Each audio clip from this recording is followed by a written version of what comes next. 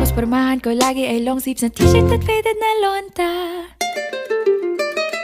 Pero noong makilala kita, nagbagong bigla ang aking timpla. Natutuwa ko na magpariban at mag-ahit ng kilay at least once a month. Hindi ko alam kung anong meron ka na sa akin ay nagpalambot ng bigla. Sinong mag-aakalang lalaki pala ang bibihag sa tulad kong tigreng gala. Kahit ako'y titibo-tibo, puso ko ay titibok-tibok pa rin sa'yo. Isang halik mo lamang at ako ay tinatablan, at ang aking pagkababae ay nabubuhayan na para bang bulaklak na namumukadkad. Dahil alaga mo sa dilig at katamtamang sikat ng